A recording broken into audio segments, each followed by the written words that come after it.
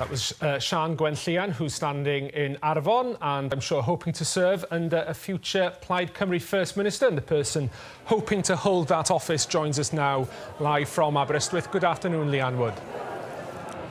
Good afternoon. Can I take you back to your conference speech in 2012, your maiden speech as leader, when you said, "I want us to win. I don't just mean an extra seat, I mean winning." Since then, in the 2012 local elections, you lost 41 councillors.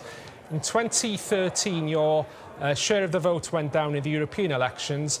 And this year, the general election was, quote, disappointing. So you'd settle for that one extra seat now, wouldn't you? Well, our general election result wasn't a decline. We came tantalisingly close to winning a fourth seat in that election, and it was disappointing that we didn't win that fourth seat. But next year's Assembly elections, I very much hope that there will be a turn around in our fortunes. There has been a Labour government in place for 17 years. They've presided over a number of problems within our health service, a stagnating economy and an education system that isn't producing the results that our young people deserve it to produce. And now is the time for a new government, for fresh thinking.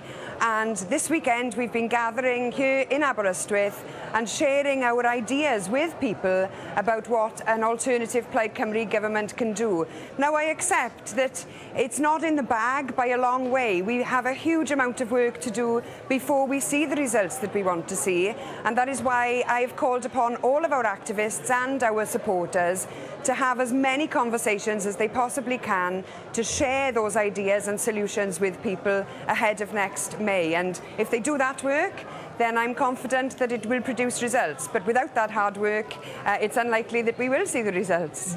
Would you say that the Assembly election is a no excuses election for Plaid? Is a what election, sorry? A no excuses election. That there can't be a non-exclusive election? No excuses election, that there can't be any excuses if there was to be a bad performance. Well, I'm going into this election, as I've said, with a strong programme of government, a strong team of candidates and shadow cabinet. We are going to give it all that we've got. But it's a democracy, and it's up to people in Wales to decide what they want to do in that election. As long as we offer an alternative and that we give that alternative the best possible shot that we do, then we are giving people an option. And to date, as I've said to you already, we've had just one party in government for a long period of time. That isn't good for democracy. There are very few countries anywhere in the world that has one party in government for that length of time. And just look at the outcomes. We've not seen improvements in terms of job creation, and we've not seen in terms of comparisons in health services with outcomes in England, for example, and Scotland. Wales fares pretty poorly. It doesn't have to be this way. People will have an option to do something differently in the election next May, and I very much hope that they'll choose the Party of Wales. We'll talk about public service delivery in a moment. Can I ask you a question about Scotland? You're often asked to make this comparison with the SNP, but as Nicola Sturgeon was sharing a platform with you this weekend, isn't it the case that the more we see the two of you together, the more it shines a light on the great strides that the SNP has made and the backward steps that Plaid have made since 1999, when you were actually outperforming the SNP? Well, I think we are now where the SNP were ahead of the election in 2007. And if we do the same as they did then we will be forming and running a minority government after May. So far be it from the fact that they shines a light on the differences between our parties. I think that cooperation between us helps people to understand that there is commonalities between us, and it is our two parties who put up the strongest case, for example, against the cuts, and the Tories are austerity programme in the last election. We put strongly the case against Trident replacement so that that money could be spent on public services, for example. There are many areas of common agreement. Our MPs will work together in Westminster, and we will continue to provide that opposition to the Tories that isn't being provided by Labour at the moment. Let's talk about some of the areas which are therefore devolved to Wales. The NHS is obviously Plaid's big battleground in the Assembly election. Is it embarrassing to be launching a flagship policy without saying how much it's going to cost? We haven't launched a flagship policy without saying how much it's going to cost. What are you referring to? Well, integrating health and social care. You were asked yesterday how much it's going to cost, and you couldn't put a figure on it. Well, we expect savings to be made from the integration of health and social care. It's impossible to say how much will be saved, but let me give you an example. There has been some partial integration of health and social care, and there are 3 centres in Wales that have saved in 1 year around £2.2 million. That's a very small scale of what we want to do in terms of integration of health and social care. If that could be upscaled, vast savings could be made, and those savings then could be ploughed back into providing the health services that we know people in all of our communities want and deserve.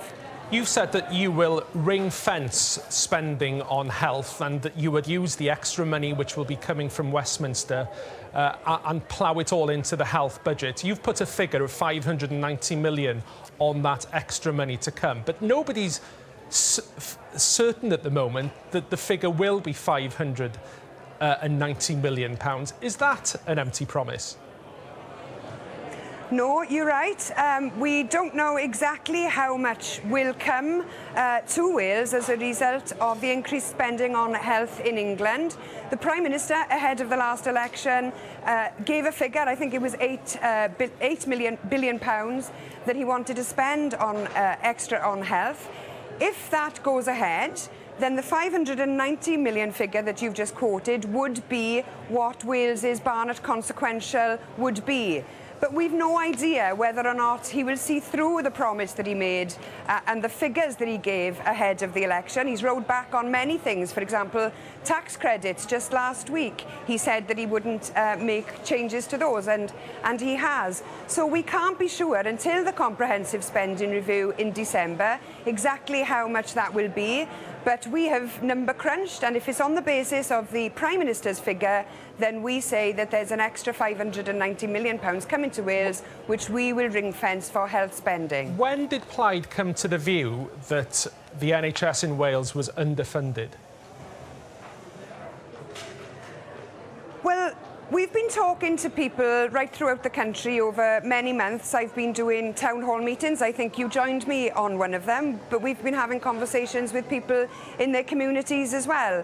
And what we've recognised from those conversations is that people have deep concerns about the future of the health service, and they see particular pinch points.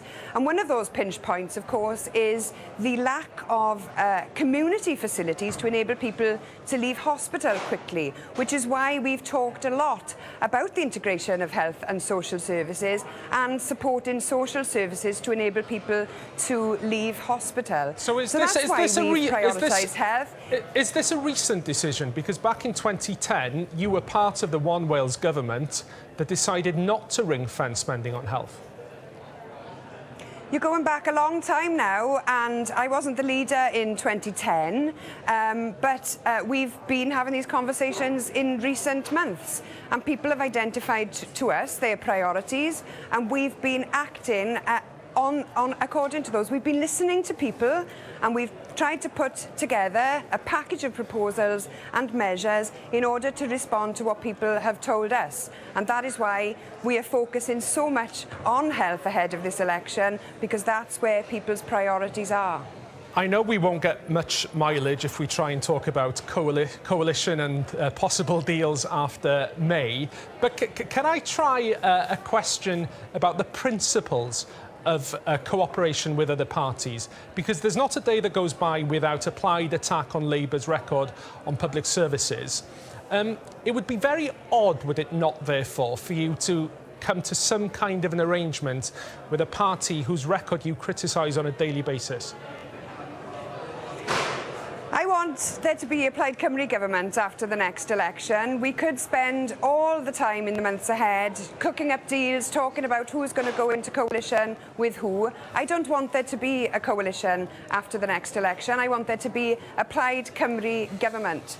And yes, I accept that that might have to be a minority government because the way that the assembly system works makes it difficult for a majority government in one go. Would 20 members be enough?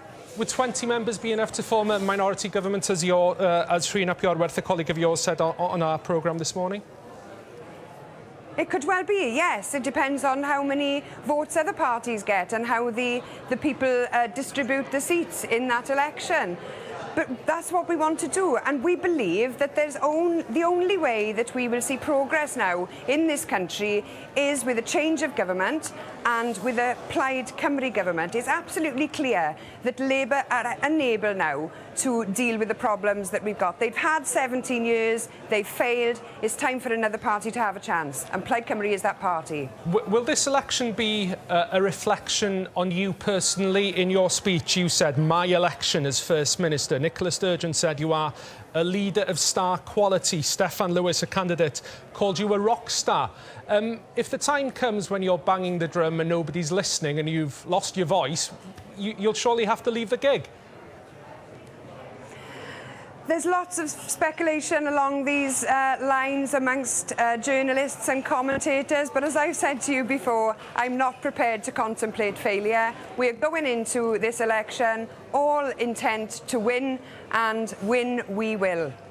Leanne Wood, we'll have to see about that come May. Thank you very much indeed for joining us.